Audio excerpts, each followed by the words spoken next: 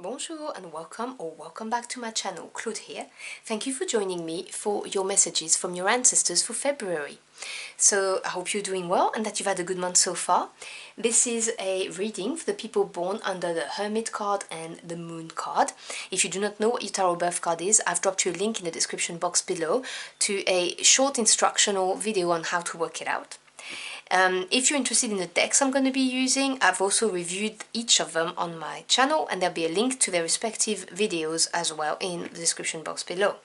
So in the messages from ancestors, I channel messages from your passed on loved ones and your ancestors. So some of them may be triggering, and also please do bear in mind it's a general reading. It may or may not resonate with you, it may not be your message today. So I'm going to grab a couple of messages from each of my oracle decks and I'll clarify with the tarot. And if you would like to connect to the energies of the deck, now is the time to take a couple of deep breaths whilst I shuffle it. So what do my querents born under the Hermit card and the Moon card need to hear from their ancestors for their highest good, please?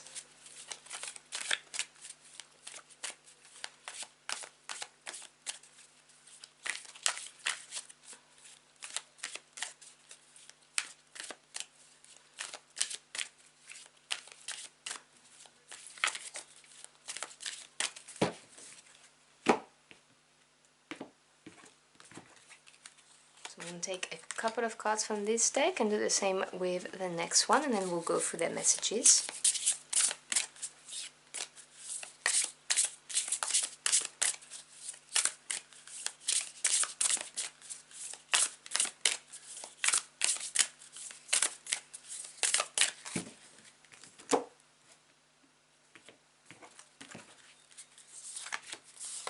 Okay.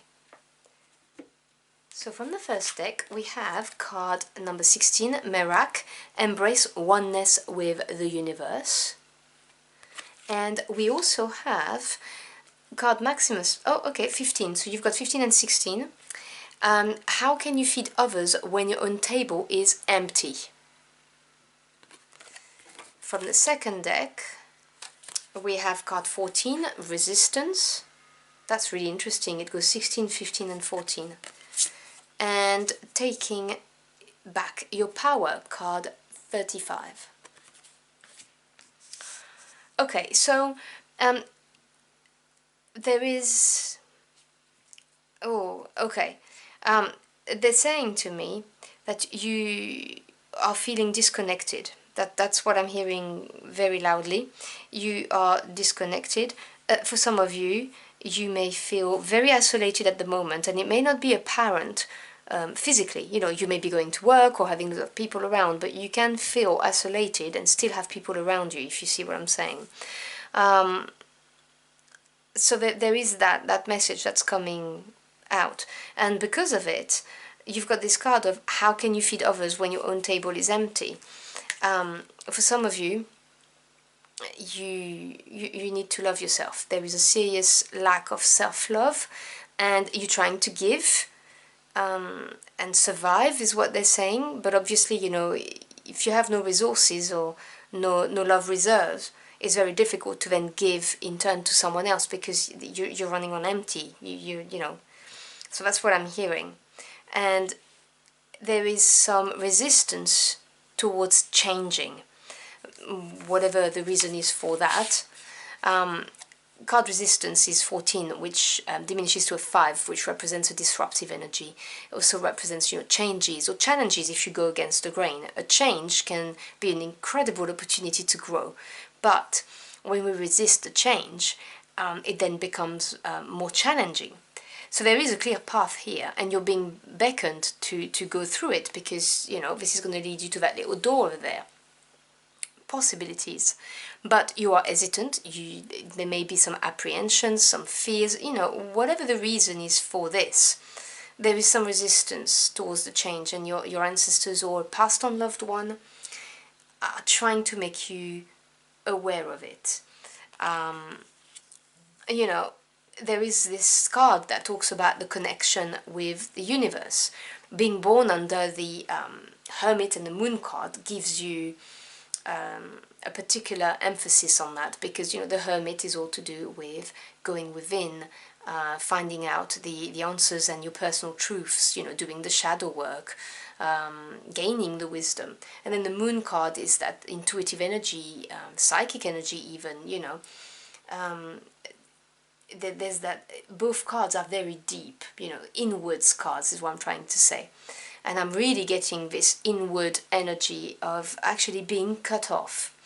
And it's not going to resonate with all of you, you know, it depends on the degree of it, would depend on who you are and why you're here and the circumstances in your lives, but there is that level of energy.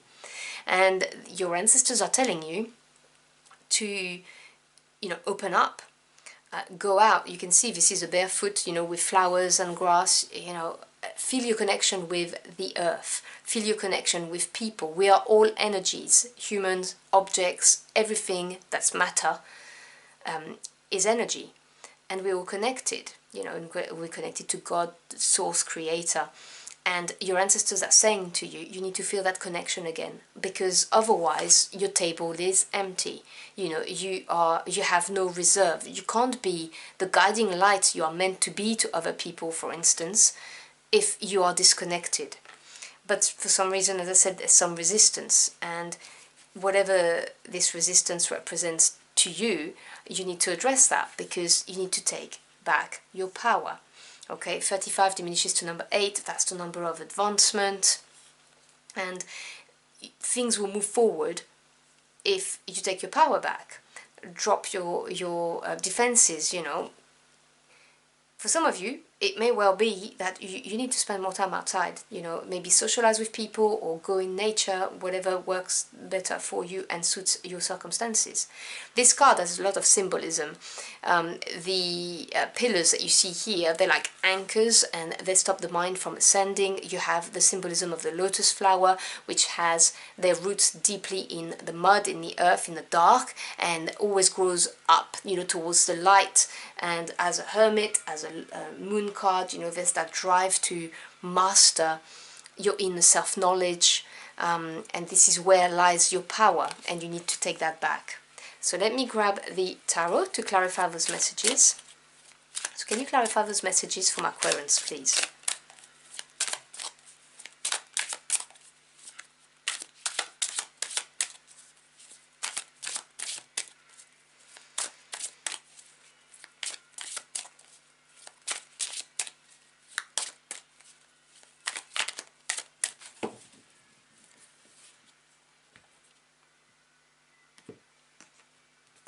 Okay. So we have the Nine of Swords. Yep. The Seven of Swords. I'm not surprised to see the heavy mental energy coming up. The Three of Wands. And the Knight of Swords. Okay, so we have an overwhelming majority of swords energy. The bottom of the deck, which is the energy at work that you may not be aware of, but it's definitely there, we have the Fool. Beautiful. So the Fool is a major arcana, so a bigger type of energy on your life path, and it represents a brand new beginning. This is taking the leap of faith, trying something completely new, embracing it with a childlike energy, okay? The Fool is always represented as having very little to no baggage, and just, you know, taking that leap of faith, because they don't worry. They're like children, you know, they've not been bitten by life, and so they don't think about, oh, this could happen, that could happen. So, you know, they just embrace life, everything is wonderful and marvelous, and that's that kind of energy. This is your ancestors wanting you to take a leap of faith, you know, to start anew, you know, take your power back, basically. So we have the Nine of Swords. The Nine of Swords is a very heavy mental energy. As I've explained to you, you have a lot of swords, all to do with thoughts, knowledge that you acquire through your experience, also truths, you know, your ideas. And the Nine of Swords talks about anxiety, you know, worries, fear. To me, it's a card that calls for our courage. It's a card that asks you to look at those thoughts that worry you and realize that that's all they are, they're just thoughts, and be aware that what we focus our thoughts on will manifest. We are powerful creators, so do not focus on negative things because they may manifest. Make sure that you shift that. And obviously if it's too much to think positively because you're just not at the right place mentally at the moment to do so, no judgment there, then practice mindfulness. Do something that grounds you in the moment, and make you not think about that. Because I can tell you, for every negative scenario we think of in our heads, there could be a positive one. But when we're in that kind of energy, it's very easy to go down the rabbit hole. And your ancestors are talking to you about that. They're saying to you, you're on your own, you know, isolating yourself, whether you're isolating physically or mentally or both, and you're up in your head, and this is not good for you. Because they want you to feel the connection with the universe, generally speaking. The Seven of Swords is a card of what I call the work smarter, not harder card. It's thinking out of the box, because 7 represents evaluation, self-analysis. And once we've done and gone through that process, we can then gain the confidence to move forward. So the Seven of Swords really talks about, you know, drop your defenses. There's no need for it, otherwise the universe will do it for you. That's what they said to me, so I'm just repeating it. The universe will take your swords that you have protected yourself with, and they will take them away from you. Because, right, he's taking the swords. We're talking about emptiness here. Do you see what I'm saying? So there is a need for you to really drop your defenses. That's what they're saying. I'm fighting the message because they keep on repeating it, which is very annoying. But drop your defenses. And also, there's another message for someone out here, which is keep some of your energy, love for yourself. Because if you give it all to a situation or a person or a relationship, then you are functioning from empty again, which is not good. So that's, you know, the Seven of Swords in that respect may be pointing at the fact that you need to deal with this situation differently, think differently about it, because it's not serving you right now. That's another message for someone out there. You then have the Three of Wands. Now, I love the energy of the 3 because it's growth, expansion, evolution. And Wands represents your spirit, your willpower. So this is growth in the right direction. This is having finally a sense of direction and putting your willpower behind it in order to move forward.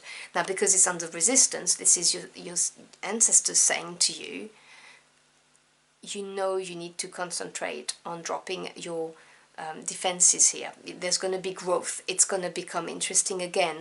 But you need to clearly, you can see that this person is looking, focusing. You need to have this focus, which is the Fool, that brand new beginning, that leap of faith. And you need to put all of your might behind it, is what I'm hearing with this Three of Wands. Because growth will occur once you stop resisting, you know. And then we have this Knight of Swords. Now the Knights represents things moving forward, and this is the fastest of all of the Knights, okay? This is air energy. So the energy of the card, obviously, no genders attached. This represents somebody who has all of the resources in order to move forward. And they take decisive action, because this is a very action-oriented suit, the sword suit, and they pierce and they cut and they go for it. And this is really your spirit team, your ancestors, a passed on loved one saying to you, hey, you need to take action. You have everything you need to take your power back, but you need to do it. You know, that's the call for action card, if you will, in your reading. This is saying, okay, there's a lot of heavy mental energy, you feel isolated,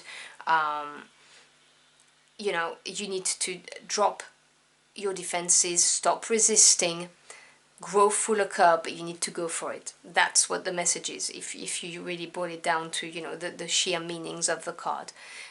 This can only come from you dropping your resistance, though, okay? Otherwise, as I said to you, for some of you, and it's a message that keeps on repeating, the universe will take those swords away from you, so you can't defend yourself anymore, and you'll be pushed into a place of acceptance if you don't do it yourself, you know. and embrace a different way of thinking maybe. So I'm gonna grab 2 final messages to close out your reading. So can we have some final messages from Aquarians, please? I know it's not an easy reading, it's not an easy energy, but you know, I have to be honest about what the messages are. It's just, you know, dropping your defenses. That's what you've got to do. Force yourself out of your shed is another message that I'm hearing currently.